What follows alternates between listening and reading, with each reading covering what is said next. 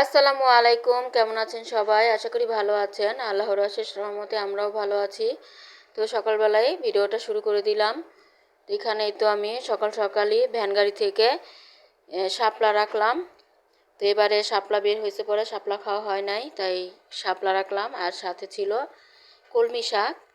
তো কলমি শাকগুলো কিন্তু অনেক ফ্রেশ ছিল, অনেক সুন্দর। তো এগুলো আর কি বেছে নিব। আর নাস্তার জন্য এখানে নাস্তা আর কি রেডি করব। এই যে আটা আমি সিদ্ধ করে নিছি, তো আটাগুলো আমি ভালোভাবে মথে নিব, তারপর রুটি বানাবো। আর ওদিক দিয়ে তরকারি আর মাংস তরকারি ছিল, ওটাই গরম করে নিচ্ছি। তো নাস্তা তো ভাজা হয়ে গেল। এখানে যে ডিম পোস্ট করে দিলাম, আর এই যে মাংস তরকারি গরম করে ওইটাও দিলাম, আর তরকারিও ছিল। তো রুটি ভেজে দিলাম। তো এই যে মেয়েরা এখন নাস্তা করবে। তো ছোটো মেয়ের তো পরীক্ষা আজকে নাই, বন্ধ। বড় মেয়ের পরীক্ষা আছে। তো বড় মেয়ে নাস্তাটা করে স্কুলে চলে যাবে। আর এখানে তো রং চা বানাইলাম, তো রং চাটাও নিয়ে নিলাম। এখন আমি আর মেয়ে খেয়ে নিচ্ছি নাস্তাটা। তো বড় মেয়ে তো স্কুলে চলে গেল, এখন আমি খেয়ে নিচ্ছি, ছোটো মেয়ের সাথে নাস্তাটা করে নিচ্ছি।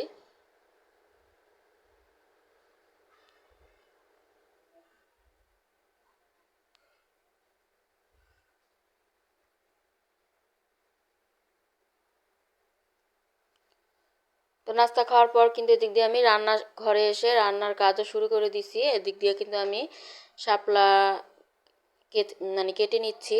আর শাকটা কিন্তু আমার কাটা হয়ে গেছে।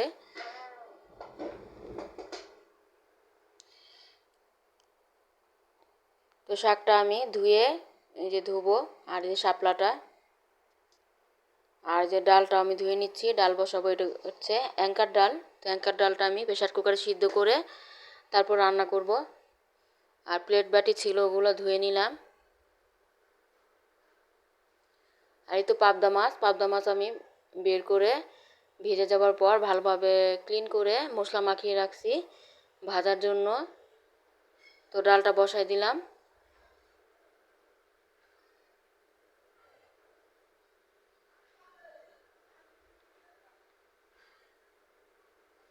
এখন আমি শাকটা বসাবো। এই তো হাঁড়ি বসিয়ে এখন শাকটা দিয়ে দিলাম। তো শাকটা একটু লবণ আর কাঁচামরিচ আর পেঁয়াজ দিয়ে একটু মজিয়ে নিব, তারপর রসুন দিয়ে বাগার দিব। তো কলমি শাকটা কিন্তু খেতে ভালোই লাগে।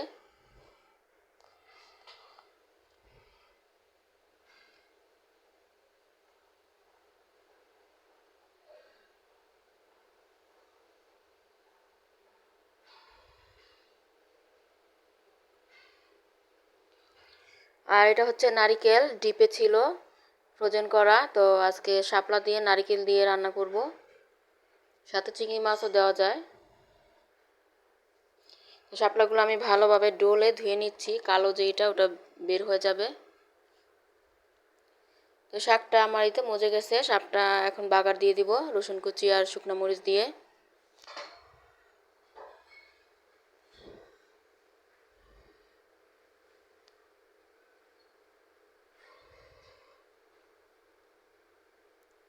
আর এই দিক দিয়ে কিন্তু আমি শাপলাটাও বসাই দিছি। তো শাপলাটা অনেকটাই হয়ে গেছে। এখন এই যে নারিকেল দিয়ে দিলাম। তো শাকটা আমার ভাজা ভাজা হচ্ছে, আর পাশের চুলায় শাপলাটাও হয়ে যাচ্ছে।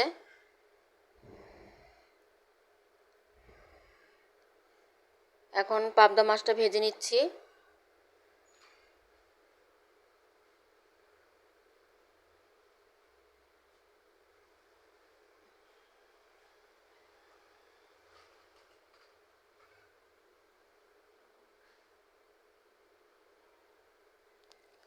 পাবদা মাছটা তো ভাজার পর নামিয়ে নিলাম। এখন এই তো আমি তরকারিটা বসাবো। তো এখানে আমি পেঁয়াজটা ভেজে নিচ্ছি। আর এদিক দিয়ে কিন্তু আমার ডালটাও সিদ্ধ হয়ে গেছে। তো মাছগুলো ভাজা শেষ। আর অল্প একটু নারকেল রাখলাম, এটা দিয়ে আমি পিঠা বানাবো বিকেলে নাস্তার জন্য।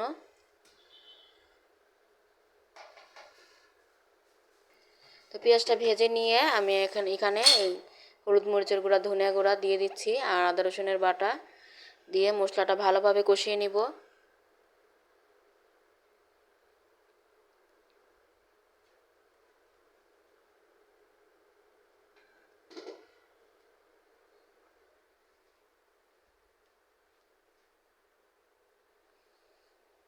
এখন টমেটো দিয়ে দিব, গালানো টমেটো।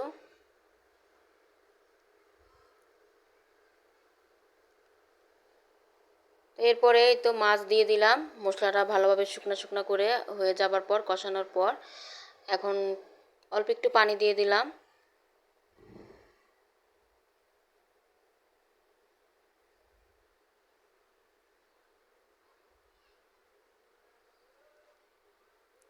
তো এই তো আমার তরকারিটা কিন্তু হয়ে গেছে, এখন নামিয়ে নিব।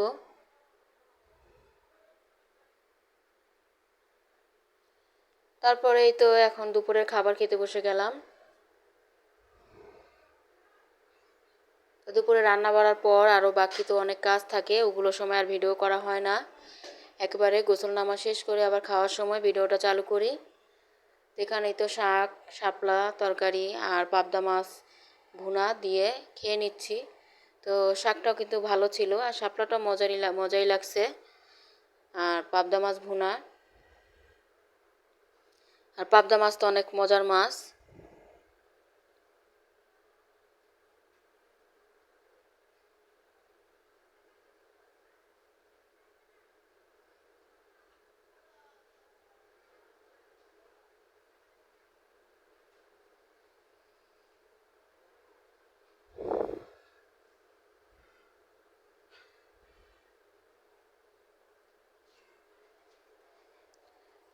এরপরে এখানে এই তো এখন সন্ধ্যার একটু আগে, বিকেলবেলা আসরের পর নামাজ পড়ে চলে আসলাম একটু নাস্তা বানাতে।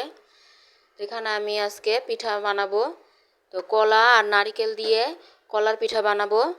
তো আটা দিয়ে বানাবো। চালের গুঁড়া থাকলে ওটা দিলে আরও বেশি ভালো হয়, পিঠাটা একটু মুচমুচে হয়। শুধু আটা দিয়েই বানাবো। এখানে যে কলা ছিলে নিলাম আর সাথে নারিকেল, একটু চিনি দিব। আজকে একটা সারপ্রাইজ আছে। এখানে কিন্তু আম্মু খুব ভালো করে এগুলো বানিয়ে নিচ্ছে। একটু কলার পিঠা বানাচ্ছি, এখানে কলা, নারিকেল আর আটা দিয়ে পিঠাটা বানাচ্ছি। তো চালের গুঁড়া হলে আরও বেশি ভালো হয়, মুচমুচে হয়। তো এটাও মানে মজাই লাগে। এখন একে একে সব পিঠাগুলো আমি বানিয়ে নিব। তো মেয়ে বললো না সারপ্রাইজ আছে, তো ওর বাবা আমার ভাইস্তাকে আনতে গেছে, মানে কখনো একা আসে নাই। তো ওর বাবা বলতেছে নিয়ে আসি, দেখি কতক্ষণ থাকে একা একা মাকে ছাড়া।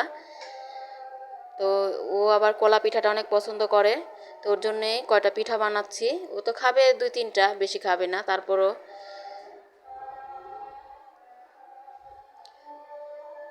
তো পিঠাগুলো কিন্তু আমার ভাজা হয়ে গেল।